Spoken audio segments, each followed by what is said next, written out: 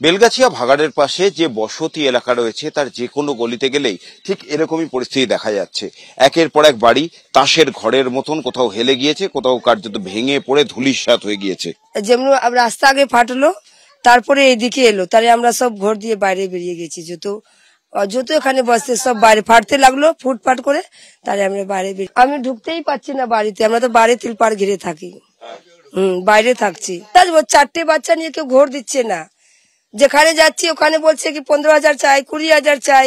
4টে বাচ্চা থাকলে আমি দিব না, তা আমরা কোথাও যাবো? যে বাড়িটার সামনে আমরা রয়েছি, যে কোনো মুহূর্তে আমি ওকে সরে যেতে বলবো এখান থেকে। যে কোনো মুহূর্তে বাড়িটি ভেঙে পড়ে যেতে পারে, কারণ যে দেওয়াল, সে দেওয়ালে ফাটল ধরেছে এবং বাড়ির একটি অংশ তো কার্যত বাইরের দিকে ঝুলছে।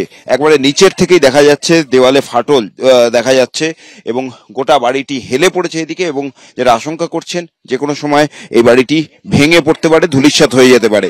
শুধু এই বাড়িটি নয়, এর আশেপাশে যে কটি বাড়ি রয়েছে প্রত্যেকটা বাড়িতেই একই রকম অবস্থা। কার্যত বলা যায় ঠিক ভূমিকম্পর পরে যেরকম পরিস্থিতি হয় সেরকমই পরিস্থিতি। এটা আপনার বাড়ি? হ্যাঁ, আমার বাড়ি। আপনারও কি শুক্রবার হয়েছে? হ্যাঁ, সবাই শুক্রবার হয়েছে। কোথায় থাকছেন এখন? আমরা রোডে থাকছি সারাদিন রোডে আমরা ঘুমাই, ত্রিপাল ঘেরে সব নিয়ে, বাচ্চা কাচ্চা নিয়ে। কেউ ঘর ভাড়া দিচ্ছে না। তখন যেদিকেই চোখ যাচ্ছে সেই দিকেই এ ধরনের ধ্বংসাবশেষের ছবি।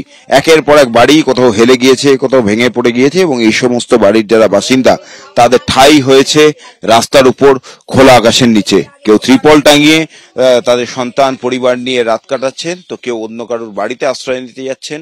ভাড়া পাওয়া যাচ্ছে না। যে সমস্ত বাড়িতে ভাড়া দেওয়া হতো তারা এখন দাম 2 গুণ 3 গুণ বাড়ি দিয়েছে, এমনটাই অভিযোগ করছেন এই এলাকার মানুষ।